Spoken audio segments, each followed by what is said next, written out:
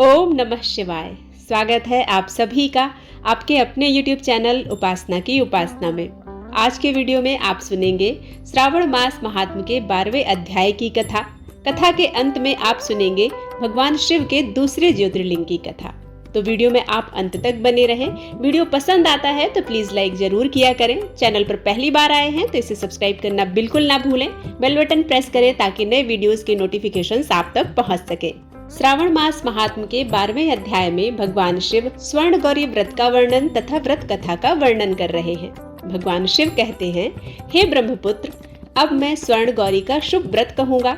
यह व्रत श्रावण मास में शुक्ल पक्ष तृतीया तिथि को होता है। इस दिन प्रातःकाल स्नान करके नित्य कर्म करने के बाद संकल्प करें। इसके बाद भगवान शिव से प्रार्थना करें, हे देव देव आइए, हे जगतपति, मैं आपसे प्रार्थना करता हूँ, हे सुरसत्तम, मेरे द्वारा की गई पूजा को आप स्वीकार करें। इस दिन भवानी पार्वती की प्रसन्नता और व्रत की पूर्णता के लिए दंपतियों को 16 वायन प्रदान करें और द्विज श्रेष्ठ की प्रसन्नता के लिए मैं यह वायन प्रदान कर रहा हूँ, ऐसा कहें।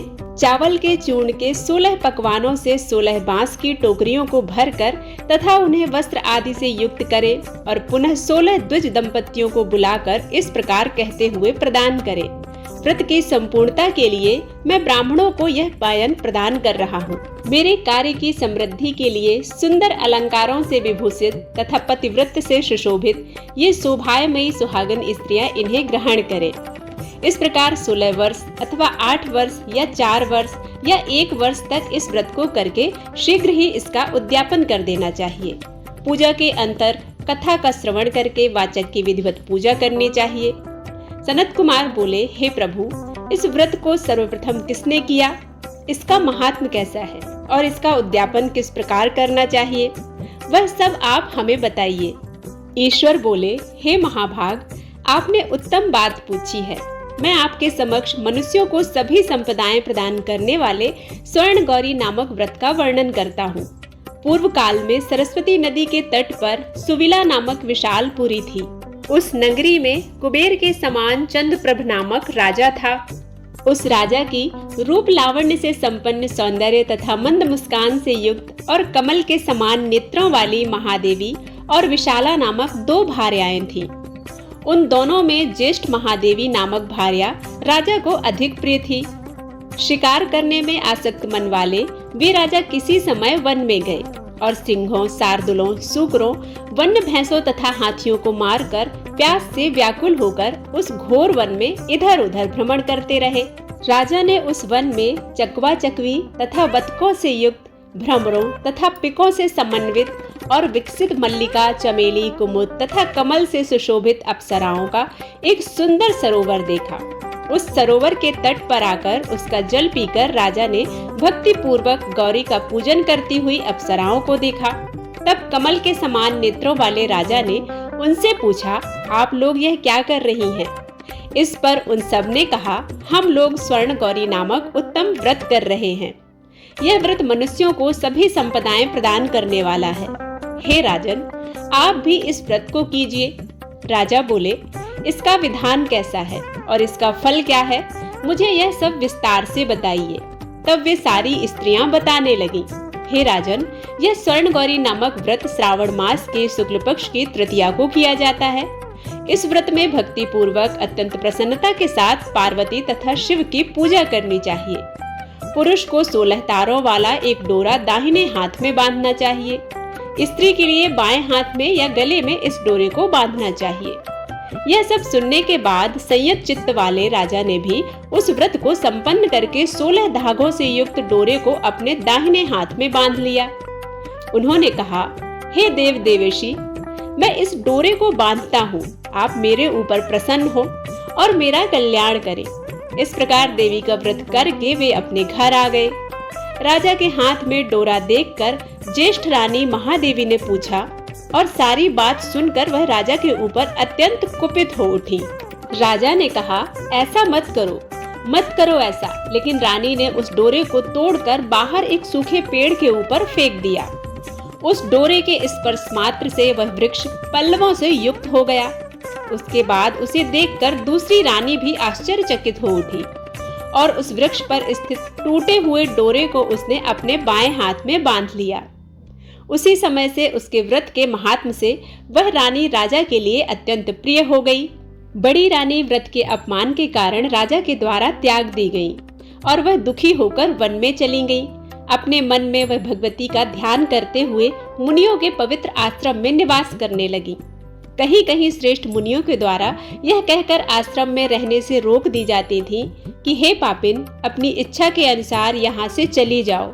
इस प्रकार घोर वन में इधर उधर भ्रमण करती हुई वह अत्यंत खिन्न होकर एक स्थान पर बैठ गई। तब उसके ऊपर कृपा करके देवी उसके समक्ष प्रकट हुई। उन्हें देखकर वह रानी भूमि पर दंडवत प्रणाम करके उनकी स्तुति करने लगी। हे देवी, आपकी जय हो, आपको नमस्कार है। हे भक्तों को वर देने वाली, आपकी जय हो। शंकर के वाम भाग में विराजने वाली, आपकी जय हो। हे मंगलमय, आपकी जय हो। तब देवी की भक्ति के द्वारा वरदान प्राप्त करके और उन गौरी की अर्चना करके उसने जो व्रत किया उसके प्रभाव से रानी के पति उसे घर ले आए। उसके बाद देवी की कृपा से उसकी सभी कामनाएं पूर्ण हो गई। राजा सभी सिद्धियों से संपन्न हो गए। उन दोनों के साथ पूर्ण रूप से राज्य करने लगे। अंत में राजा ने उन दोनों रानियों सहित शिव पद को प्राप्त किया। जो स्वर्ण गौरी के इस उत्तम व्रत को करता है वह मेरा तथा गौरी का अत्यंत प्रिय होता है और विपुल लक्ष्मी प्राप्त करके तथा भूलोक में शत्रु समूह को पराजित कर शिव जी के विशुद्ध लोक को जाता है। हे सनत कुमार, अब आप एकाग्रचित्त होकर इस व्रत के उद्यापन की विधि सुनिए। चंद्रमा तथा तारा बल से युक्त शुभ तिथि तथा शुभ वार में एक मंडप बनाकर उसके मध्य में अष्टदल कमल के ऊपर धान्य रखकर उस पर एक कुंभ स्थापित करें। पुनः उसके ऊपर 16 पल प्रमाण का बना हुआ एक तिल पूरित ताम्रमय पूर्ण पात्र रखें और उस पर पार्वती शंकर की 2 प्रतिमाएं स्थापित करें। शिव जी की प्रतिमा श्वेत वर्ण के 2 वस्त्रों तथा शुक्ल वर्ण के यज्ञोपवीत से सुशोभित हो। उसके बाद वेदोक्त मंत्रों से विधि पूर्वक उनकी प्रतिष्ठा करें और भली भांति पूजा करके रात्रि में जागरण करें। इसके बाद प्रातःकाल पूजा करने के बाद हवन करें। सर्वप्रथम ग्रह होम करके प्रधान होम करें। हवन के लिए यव मिश्रित तिल घृत से पूर्ण रूप से सशक्त होना चाहिए। 1000 अथवा 100 आहुति डालनी चाहिए। उसके बाद वस्त्र अलंकार तथा गौ के द्वारा आचार्य की पूजा करनी चाहिए और वायन प्रदान करना चाहिए। इसके बाद ब्राह्मणों को भोजन कराना चाहिए, साथ ही 16 दंपतियों को भी भोजन कराना चाहिए। अपने द्रव्य सामर्थ्य के अनुसार उन्हें भूयसी दक्षिणा देनी चाहिए। अंत में हर्षोल्लास से युक्त होकर बंधुओं के साथ स्वयं भोजन करना चाहिए। इसके आगे की कथा आप आने वाले अध्याय में सुनेंगे। आइए अब सुनते हैं भगवान शिव के दूसरे ज्योतिर्लिंग की कथा। भगवान शिव और माँ पार्वती के 2 पुत्र हैं, जिनका नाम गणेश और कार्तिकेय है। एक दिन भगवान गणेश और कार्तिकेय विवाह के लिए आपस में झगड़ रहे थे और झगड़ते झगड़ते अपने माता पिता के पास झगड़ा सुलझाने के लिए गए। भगवान शिव और माँ पार्वती ने झगड़े का कारण पूछा। तब उन्होंने बताया कि पहले किसका विवाह होगा, इसी विषय में झगड़ा हो रहा है। यह सुनकर माता पार्वती ने झगड़े के समाधान के लिए दोनों भाइयों से कहा कि जो पहले पृथ्वी की परिक्रमा करके वापस आएगा उसी का विवाह पहले होगा। बस फिर क्या था। माता पार्वती के द्वारा ऐसे वचन सुनकर कार्तिकेय जी ने पृथ्वी की परिक्रमा करने के लिए प्रस्थान किया। कार्तिकेय का वाहन मोर है और गणेश जी का वाहन चूहा है, लेकिन भगवान गणेश बहुत ही बुद्धिमान थे।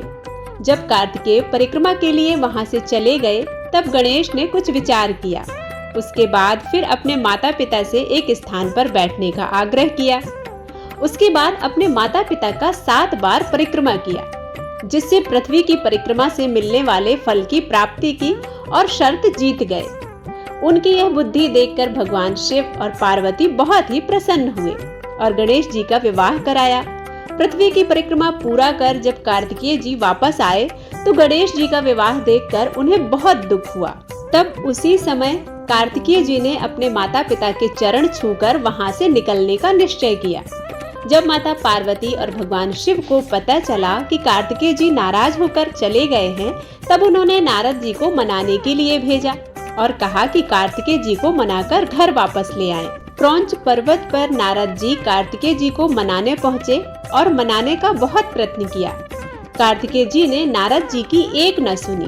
अंत में निराश होकर नारद जी वापस चले गए और माता पार्वती और भगवान शिव से सारा वृत्तांत सुनाया।